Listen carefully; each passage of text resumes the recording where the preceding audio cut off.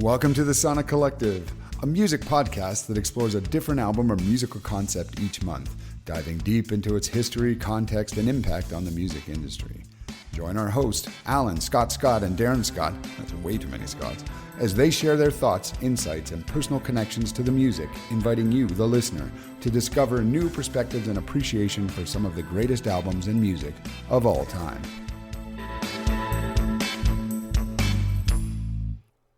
Hey everyone, thanks for tuning in. I'm Alan, here with Scott, and Darren. I had the pleasure of picking our album for review in May of 2025, and I landed on the original Spawn movie soundtrack from 1997. I'll tee up why I picked this in case you didn't catch it on our last episode. I picked this album actually after Spotify's algorithm promoted a song from it on some trip-hop playlist I was listening to. I guess a few months back, I was crushing artists like Sneaker Pimps, and Spotify just autoplayed a Sneaker Pimps song called Long Hard Road Out of Hell, which happened to be a collaboration between the Sneaker Pimps and Marilyn Manson, of all people. And I noticed the album art had the Spawn motion picture soundtrack, so I was instantly intrigued. I wanted to see what else was on that soundtrack, and I took one quick look at the track listings and immediately clocked it as something that might be fun for us to review here. Basically, these are all original songs, each featuring collaborations between some of the biggest artists of the time, and I figured, like, if nothing else, it's going to make for a really interesting month of music. So if for the uninitiated, Spawn was a movie released back in 1997, and it's actually based on a comic book series by a guy named Todd McFarlane, who incidentally hails from our hometown of Calgary, Alberta, Canada. Whoop, whoop. We don't get to shout out Calgary very often on this podcast, so that makes me happy. I've never actually seen that movie, by the way, but since childhood, I've always been kind of intrigued by the character. I used to see the comic books at the grocery stores all the time, and I always thought he was really cool. Anyway, maybe I'll get around to watching it someday. The movie itself kind of falls into this category of like action horror, and it's from the late 90s, so even before my first playthrough, I was all but assured I could tell you what the soundtrack was probably going to sound like, and I made the assumption out the gate it was going to be a pretty good workout playlist at the very least.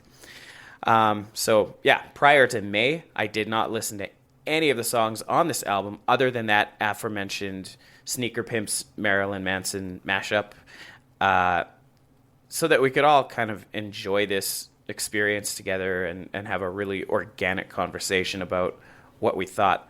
I had actually heard one of the other songs on the album before, that being Can't You Trip Like I Do, which is a collaboration between Filter and the Crystal Method. I think it may have gotten some radio play back in the day. I've definitely heard it before, though. Anyway, that's enough for me droning on. I want to toss it over to my buddies here to see what they thought of it. Let's start with you, Scott Gregory. Yeah, thanks. So for those of you that haven't seen Spawn, including Alan apparently, it is about a Marine that gets double-crossed by his boss and then makes a deal with a demon in hell to come back to Earth, and then zaniness ensues. It's got, what's his name, Jay White? Michael J. White. Michael J. White, yeah. As the lead. John Leguizamo, I always say his name wrong, is in there as well as like an evil demon clown. Really fun. It's dark. It's got a vein of humor in it. And I thought the soundtrack is similarly dark, but playful in its own right because of the team-ups on all the tracks. And I'm really hit or miss when it comes to electronic music. Like, there's no middle ground for me, right? But I do love a good mashup or a good team up. And here we have some of my favorite bands coming together. Reminds me of a couple of other soundtracks I liked, like The Crow or Romeo and Juliet, where, you know, they're just so well crafted and you can feel the soul of the movie coming through. I think it was a really excellent pairing that not only created an excellent atmosphere in the movie, but it's been a fun listen outside of it as well. And Alan, when you mentioned the gym, this was the perfect timing for me because I got back into the gym, and this wound up. I listened to it once. I'm like, why am I not listening to this like every time I go to the gym? It's just, such a good pump to go into. The lead-off track, Trip Like I Do by Filter and the Crystal Method, it's probably my favorite track, just right out of the gate. It's got that rolling digitized bass line. It's playful. It offsets Richard Patrick's voice from Filter. It's also our first introduction to a girl moaning on a track, which apparently happens a lot in electronic music. At least 4 or 5 of these tracks, if you listen to it. I don't know how much these girls are getting paid to sample, but they're probably all running OnlyFans now. I don't know. How do you hold auditions for that? Okay, give us your 5 best moans or whatever. I don't know. Do you want me to do my moan impression? Let me hear it. Is it like an anime one? Oh yeah, Daddy. Damn, that's pretty good, guys.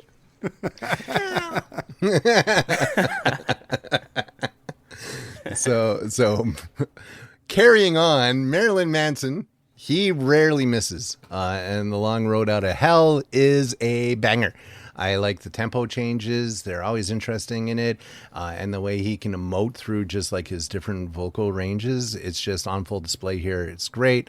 I was always a sucker for his low-res stuff on his own personal albums. I don't know if I feel the sneaker pimps in this track, though. It really just sounds like something Marilyn would put out on his own. And that's not a knock, right? They're obviously in there somewhere. Maybe I'm just not steeped enough in their work to catch if there's signature sneaker pimp flares in here or something like that. So you guys let me know.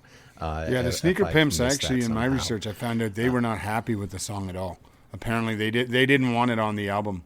Oh, really? Yeah, they didn't like the final mix. They thought it didn't represent them well. Yeah.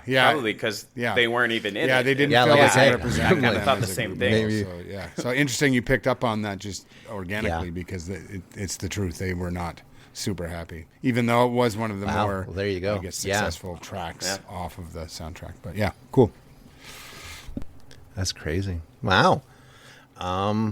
Satan. That's all I have to say about that track. It was fun stuff. Yeah. Kirk Hammett, he's a legend. But on that note, I'm going to bring up the major disappointment for me this album, which is Metallica and DJ Spooky redoing For Whom the Bell Tolls. First of all, that song was perfect just the way it was made. Thank you very much. I don't like even hearing live versions of Metallica performing this, let alone anything that, that's not true to the original. Remixes? No. Let alone remixes by DJs. Fuck that shit. I don't swear a lot. I definitely don't combine 2 of them in a sentence a lot on this podcast, but this warrants a fuck that shit. I make no apologies for being a studio cut snob on this one. It just didn't toll my bell.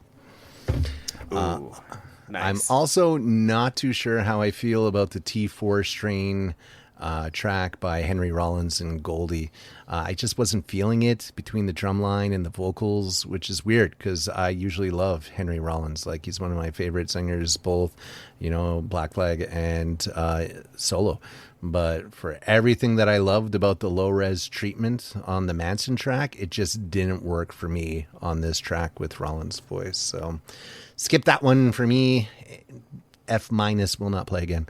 I think the only track that I'd never heard of either band on the side of the team up was Skin Up Pin Up by Manson and 808 State. But it's a nice synthy little rocker.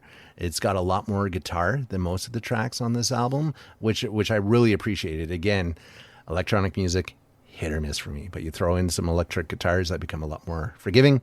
But I can only take so much electronic music. So it was a nice breakup for me. I looked up Manson, though, because I was sure I'd heard them before. The name was ringing a bell, and apparently they were not the biggest, but they were pretty good in the 90s scene for the Brits, not quite Brit pop. They're a bit of a departure from it in the late 90s. They never really hooked my ear then, but I really enjoyed them on this one. And I see their influences. They say they include, a very obvious Duran Duran once you've listened to this, along with ABC and David Bowie. So a big shout out for this month's pick for putting that band back on my radar. I'm going to go down a hole with those guys. Yeah. I won't go through every single track, though. Overall, I was very impressed with the album as a whole. I'll just shout out what I thought was a close second for the best track, which was Tiny Rubber Band by Butthole Surfers and Moby. This was 100% the team up I didn't know I needed. It's just a masterful combination of Gibby Haynes' unique vocal stylings and Moby's deep understanding of bass lines and sampling. You can definitely feel the difference as the Surfers strip out a lot of the electric guitar from their sound they normally have in there to make room, which goes against everything I just said about electric guitars and music. But, Moby's no stranger to having vocalists join him on his tracks, so it's not like a novel thing in that aspect. It was just so good. When you find a song and it just vibes you so hard, it's on the playlist for a long, long time. Well, that was this one for me. So maybe it is my number one pick after all. I don't know. It's neck and neck. It all depends on the day. Darren, first of all, man, we are like really closely aligned here. Sometimes we'll do these reviews and we're polar opposites as team members, and sometimes we're close, but yeah, it was like you were reading my notes. Very similar vibe. And first of all, very cool concept, and I think we can all agree with that. They went out on a limb here. This was a popular sound in the 90s when the bands like the Crystal Method and the Dust Brothers, Prodigy, and they were all starting to get big, Incubus and others, but to think of combining them with metal is a very cool concept. And this album is known for that, and really a collector's item. Music fans are going to get it. I do not own this on vinyl, but I will now look for it for sure. I don't have a lot of that style of music. I have a little bit, but I thought it was a very cool concept. And one thing I didn't know, and I found in my research, it was all produced by Butch Vig. So Butch Vig of Garbage, but obviously produced a little album called Nevermind by a band called Nirvana. He produced this. So you think 97, this was, I guess, 5 years after Nirvana. So, I just found that in Discovery. Obviously, all different bands and combinations, but he's the one that I guess had a lot of creative input and control over it. So kudos to Butch Vig. I already thought he was cool for everything he's done, but to be the producer on this album is very cool too. And some people do think that this is the score. It is not the score. These songs aren't necessarily just played as the background the entire time. There is actually a separate score album. So if you've listened to that and gone like, these guys are crazy, I didn't get any of those songs, you probably listened to the wrong one. Just, a little clarification, but 14 tracks on there, 62 minutes. That's pretty decent time. They're not super long tracks, which was kind of the way it was back then. But I love the exact same songs you do. I think, the Rubber Band, it's just so different. And I like that on this album because obviously it is, kind of a genre only in this. And yes, they're different artists, but there is some songs that do sound very similar in the way they were produced. So it's nice to have some of these, I guess, rhythm changes and different approaches to the same kind of music. So I thought that was very interesting. But, Can't You Trip Like I Do? That was one of my favorites. I think my favorite, though, was the Prodigy Morello. It was just such a good banging tune. I think that one charted quite well. One Man Army. I really like that. The Korn and the Dust Brothers, too. Kick the PA. I really like that one. And the Incubus DJ Greyboy, Familiar. I thought that was a good track as well. Those ones really stood out for me. And then the exact same ones I hate it, like Satan. I was like, oh, Kirk Hammett, I love you. Why did? And then, oh my God! And then same thing when I got the Metallica one. I'm like, who the fuck let that one get through? Like, it just didn't even like.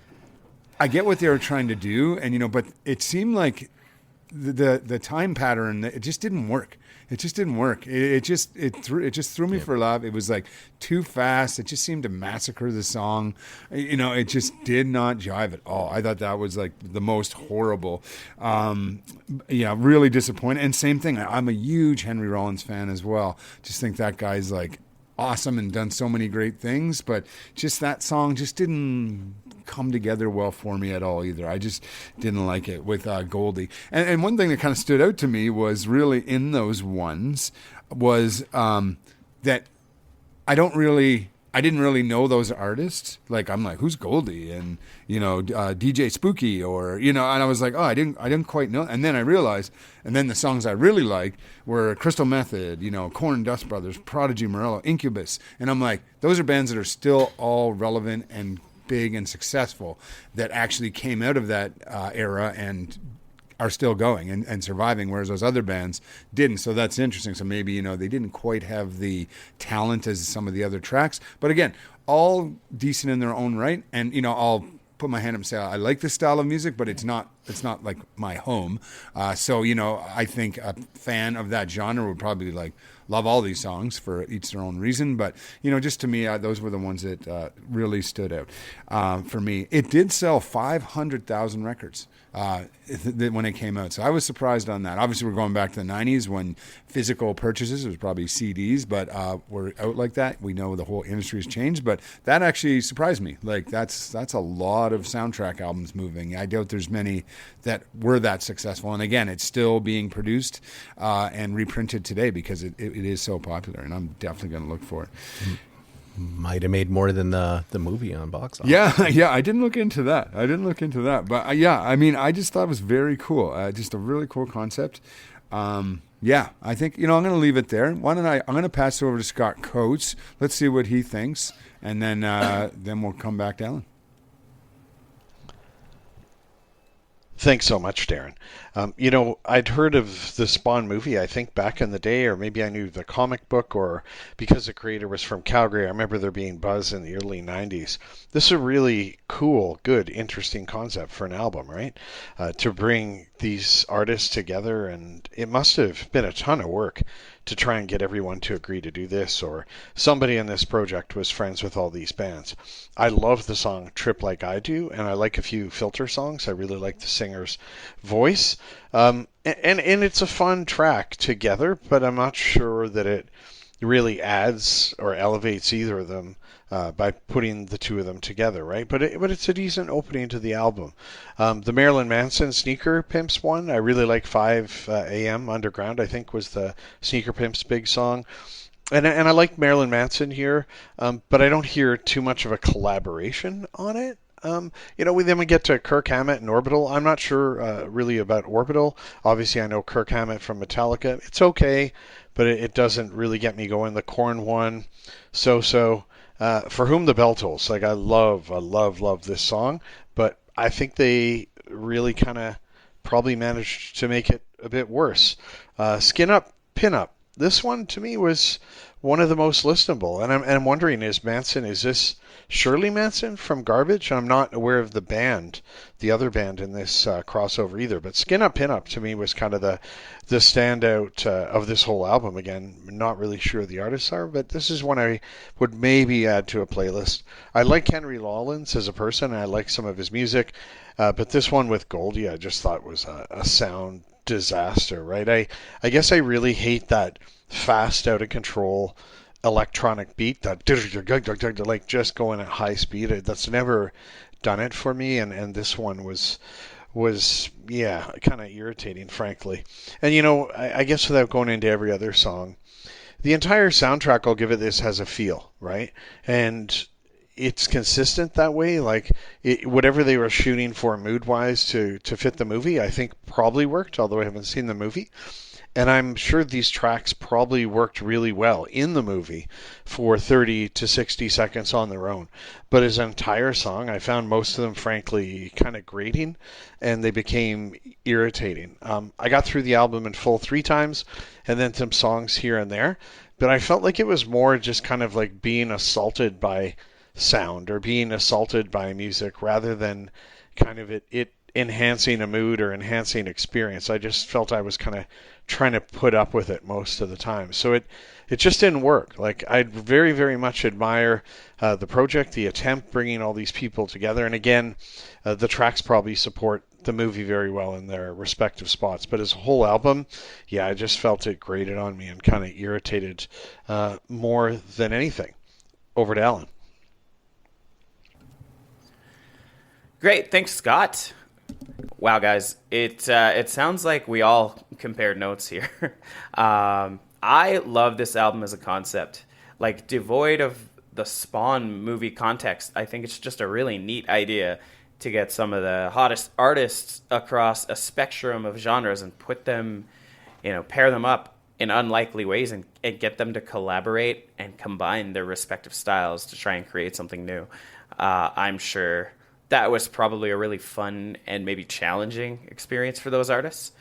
Yeah, like sonically, this album is kind of a trippy and chaotic, high-energy music frenzy. Like, some songs are borderline annoying and unlistenable, and other songs are absolute bangers. Yeah, and I don't think it's for everyone necessarily, but there's certainly a time and place for music that sounds like this, I think, and yeah, I found myself gravitating towards it, especially when I was going to the gym. Like, just really good stuff for workouts. I think sonically, you could probably argue that the drum and bass and electronic influence is probably more present on this album than the metal stuff, although I guess it depends track to track. But yeah, I mean, God, you've got the likes of Korn and Stabbing Westward, Marilyn Manson, Slayer, Incubus, Silverchair, Prodigy, legends like Tom Morello and Kirk Hammett all contributing their talents over top like a classic sort of 90s EDM or whatever, electronic synth, drum and bass, whatever you want to define that genre as being. But what really stuck out to me the most is just like musically the diversity on the album, which I guess makes sense, considering the unlikely pairings of these artists, and no two songs sound alike, which is cool. So yeah, overall I really enjoyed this, and I think we tended to align on a lot of the same songs, and I've got a theory as to why, but I'll just kind of share my thoughts here first. Trip Like I Do, of course. This song strikes a terrific balance between both artists, I think, to create a really cool mashup of metal and electronic music. There's plenty of bounce, and it's got a good, almost like sing-along factor. It's a definite earworm, and it's no wonder the song actually has the most plays on Spotify of any of the album tracks. So if ever there was going to be a leading single from this album, it would probably be this one. And fun fact, in case you didn't know, Richard Patrick and Robert Patrick are brothers. I can't remember which one's which. One of them was T-1000. That's the Robert. Terminator movies. Robert. I didn't know that. That's cool. And yeah. I didn't know that. Richard from Filter, and Robert from the movies. Tiny Rubber Band. Guys, what a fucking weird song, right? Butthole Surfers and Moby. I never would have expected to see those two, or like those two groups doing anything together. But this song, I felt like really puts the trip in trip hop. Just like a really weird and almost hypnotic down-tempo song with nonsense lyrics. Like, it's probably the most low-energy song on the whole album, but I kept thinking about how damn trippy it is, man. Definitely one to ponder while under the influence of some mind-altering substances, perhaps. I also liked One Man Army. The Prodigy is awesome. They were a recent pick on the Sonic Collective. They were one of my picks. So I think I was biased towards that song, but it is, I think it's a really good, subjectively a really good song. The Prodigy's influence is pretty overwhelming compared to Tom Morello, but his guitar adds just an alternate dimension, I guess, to what would otherwise sound like a typical Prodigy song. It's really catchy. And lastly, I'll shout out the song called Spawn, because no one really talked about that. This features Silverchair and Vitro I had no idea who Vitro was, so I had to look into them a bit. They have one album on Spotify, and it's from like back in '99. Most of their songs have fewer than 5,000 plays, so they definitely weren't heavy hitters by any means, and I have no idea how they managed to get themselves onto this soundtrack. Maybe they knew someone, but yeah, the music isn't too bad if you like 90s industrial. Anyway, Spawn, the song, is like this screamy, grungy, repetitive industrial song, and for whatever reason, it could just be me being crazy, but I love the sound of Daniel John's voice on this track. You wouldn't call it singing. It sounds like he's shouting into a megaphone on a street corner, standing on a soapbox or something, but for whatever reason, it just works for me. It's got like a driving bass, an unusual rhythm section, and I think it was just well produced. So anyway, my theory as to why we seem to be aligned on a lot of these songs has to do with the fact that there's hooks and melodies in some of these tracks. But then in contrast, you've got songs like Satan, which don't really have a good hook or a good melody. T4 Strain with Henry Rollins, like, you know, it's a predominantly drum and bass song with some repetitive vocal contributions from Rollins, but like a lack of melody or hooks or anything. It just kind of exists in your ears until the song is over, which I don't love. And yeah, guys, For Whom the Bell Tolls. If ever there was a song that I felt the urge to skip when it came on, it was this one. The song, this song also does not have hooks or melodies, despite the primary source being a pretty great Metallica song. But they chopped it up and remixed it into this like repetitive drum and bass thing that has far too many effects to make it listenable. It doesn't even make for good background noise, right? Because they made it sound so purposely irritating. It's like the sonic equivalent of a sunburn.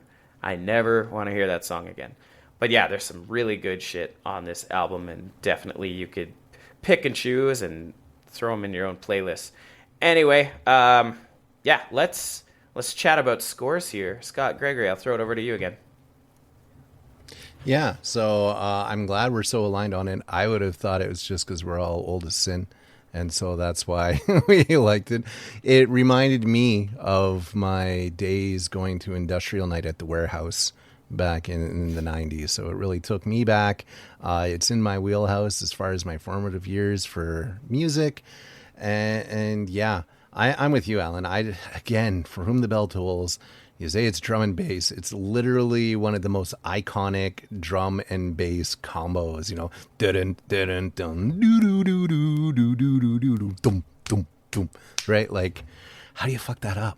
And that's really, you know, one of the only knocks I can put against this album. So I love it. I would love to give it a 5 out of 5, but I can't, because there's like, it's a 12-track album and like 2.5 to 3 of them are stinkers.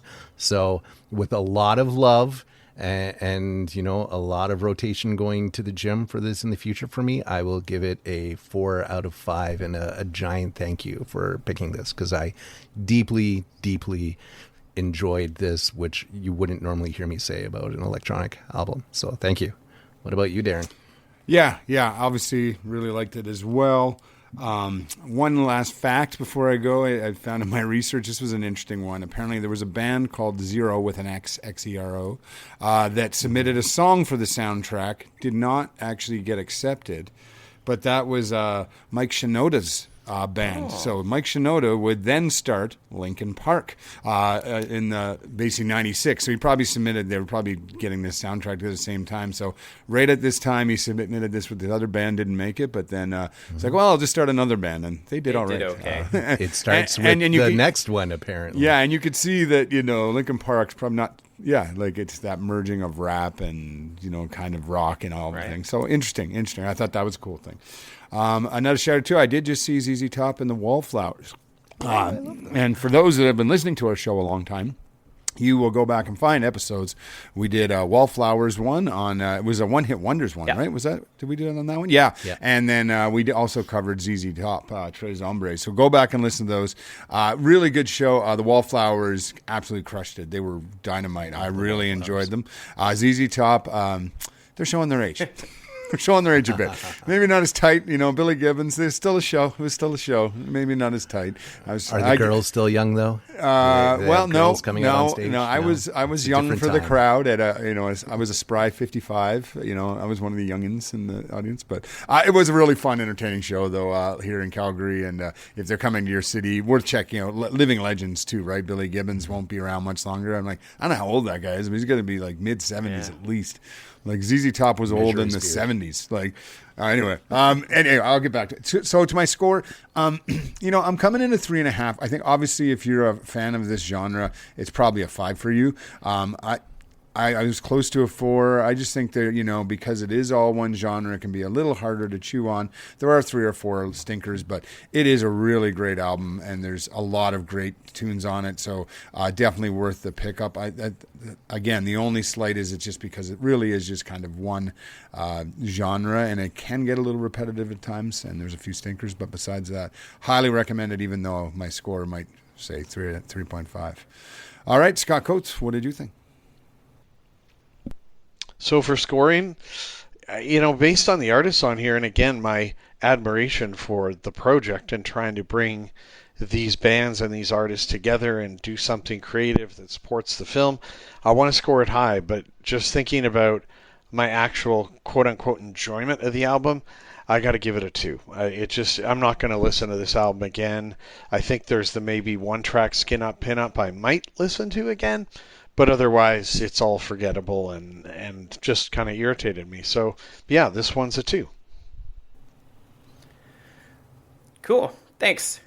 Yeah, overall, really it's interesting listening how these big artists kind of contributed their strengths to something new and unique. Fun album overall.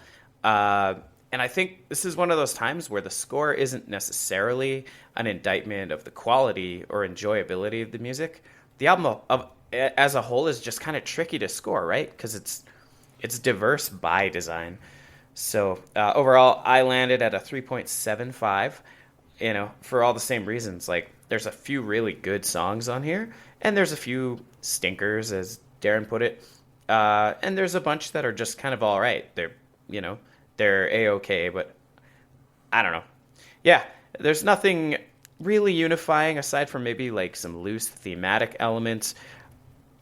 But there's definitely tracks that I think anybody could pick and pull for their own playlist.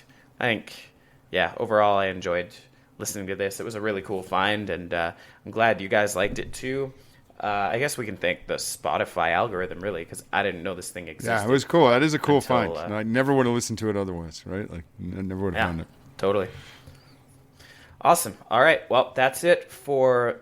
I guess this episode. Who is picking next? I guess that's you, Scott. It is moi. I am picking. Mm-hmm. Are you ready? Drum roll. We have a sound effects guy now. Maybe you'll put one in. So, we've talked a lot about the Big Shiny Tunes series here on the show. It's a Canadian thing. And I think it really set the bar for compilation albums in the 90s. So you've had a sampling of others out there.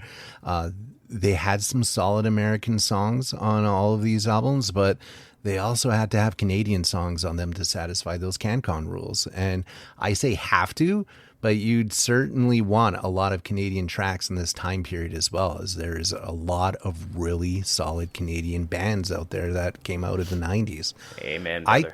I chose Big Shiny Tunes 4. I know most people are expecting 1 or 3. I chose 4 or 2. I thought you were going to go 3 because remember we got into that debate once. I said I know, like 2, right? And you were all over 3. I thought 3 is amazing. 4, I would probably say I don't even 3 is remember the who's best. on 4. Exactly. That's what I'm saying. Yeah. The first 3, they just really get a lot of the love when the compilations are talked about, even just Big Shiny Tunes itself. But 4, it has I Mother Earth on it, post Edwin's departure, Summertime in the Void, which I think is one of the only really good songs after he leaves. I digress. You can choose for yourself. The Tea Party is on there, who, we love them in Canada, but maybe not as much as we should. Apparently they're giant in Europe, and they've done like mad sales and spend a lot of their time over there. And one of my favorites from back in the day, Econoline Crush, who I think just should have blown up, didn't blow up. I don't know why. So maybe I can get some of you out there converted. Maybe you're already converted. The playlist will be posted. You're going to see other bands, big names like Lenny Kravitz, Blink-182, Goo Goo Dolls, Kid Rock in his prime, Chemical Brothers, Orgy, Red Hot Chili Peppers, Silverchair, Econoline Crush again, clearing the deck on it. I think you're all going to love it. I hope you do. I know it's one of my favorites. So yeah, tune in with us all this month to hear that. Love it. Glad you picked that.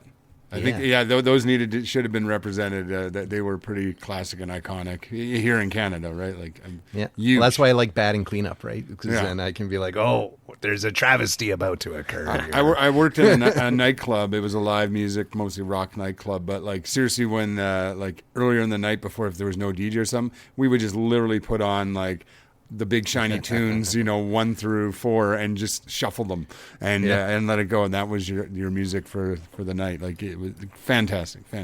Looking forward to it. Pick. I actually have that album. It's not very often I get to say I have an album that we pick. Well, there you go. I have no way to play it because it's already an endorsement. I don't have any of those. Cool. Sweet. Well, you want to take us out, Alan? Oh, sure. Yeah. All right. Thanks, everyone, for tuning in to this episode. You just heard it here. Our next pick is going to be Big Shiny Tunes number 4. You can probably find that Spotify playlist on Spotify. That made no sense, but you know what I mean. I think it exists already. Someone's surely made it. So Big Shiny Tunes 4. That'll be a banger. So if you want to listen along, please do. Connect with us on thesonic.collective.com or Facebook or X/Twitter, whatever your social media of choice is. If you want to discuss our picks, we would love to hear from you. Anyway, thanks for tuning in, and we will catch you next time. Hey, thanks for joining us on the Sonic Collective, where we've explored the music, the history, and the impact of some of the greatest albums of all time. We hope you've enjoyed our discussions and gained new insights and appreciation for the music you and we love. Join us next month for another exciting album, and until then, keep listening to great music.